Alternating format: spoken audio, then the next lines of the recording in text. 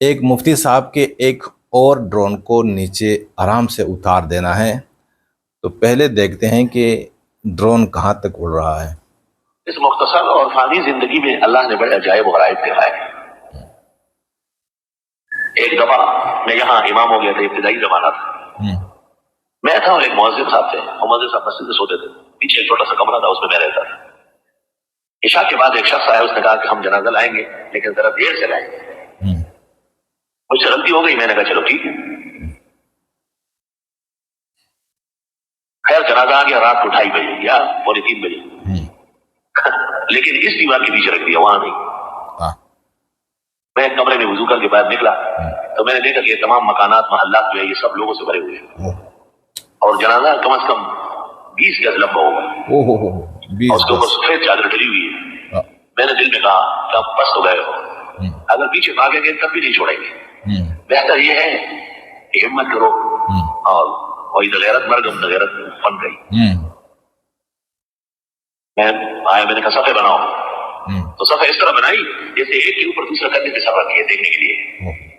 اب میں زمانے میں ضرور شہید میں اللہ اکبر اللہ اکبر اللہ اکبر اللہ اکبر، کمرے پہ منڈا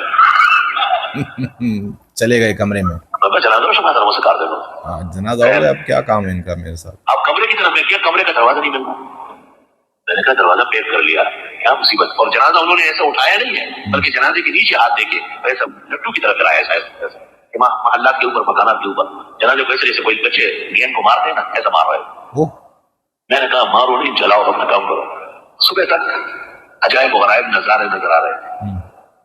تو بعض اوقات کسی خوفناک صورت میں بھی یہ مفتی ضرب علی خان صاحب ہیں، اللہ تعالیٰ ان کی مغفرت فرمائے اور اللہ تعالیٰ ان کی خطاؤں کو معاف فرمائے۔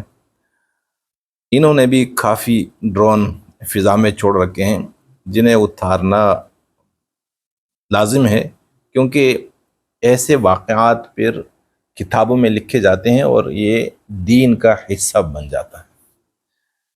جس طرح جتنے قصے مشہور ہیں پیروں کے، ولیوں کے، اور اس طرح علماء حضرات کے، تو ایسے ہی لوگوں نے وہ بنائے، اور پھر اب ہم ان واقعات کا انکار نہیں کر سکتے، اور اگر انکار کرتے ہیں تو کفر کے فتوے لگتے ہیں۔ یہ مفتی ضرب علی خان صاحب ہیں، انہوں نے کہا کہ بھائی میں نے جنات کا جنازہ پڑھا، تو اب حالات بھی بتاتے ہیں کہ بھائی کیسی کس حالت میں انہوں نے پڑھایا جنازہ۔ لیکن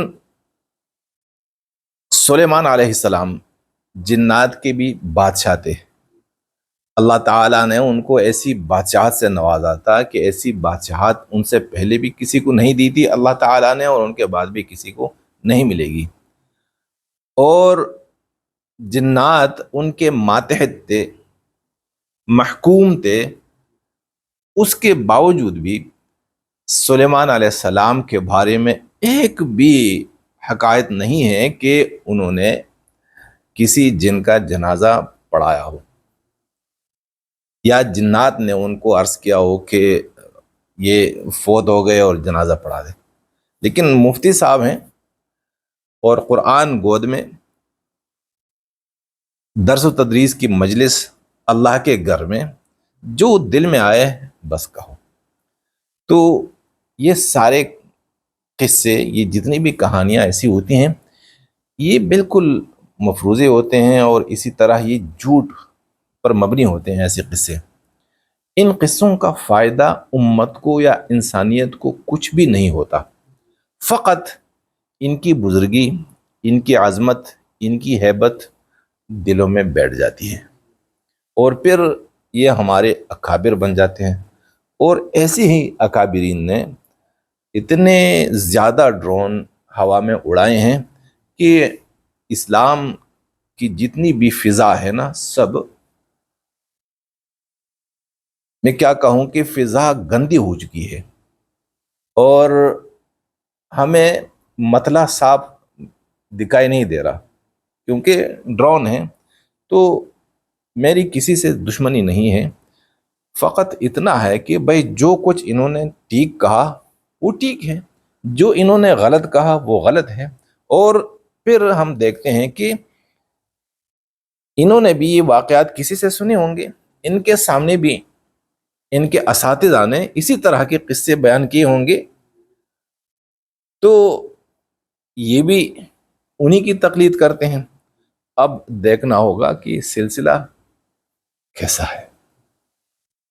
تو اب حقائق کا زمانہ ہے، اور ایسی باتوں پر یقین رکھنا یہ کفر ہے۔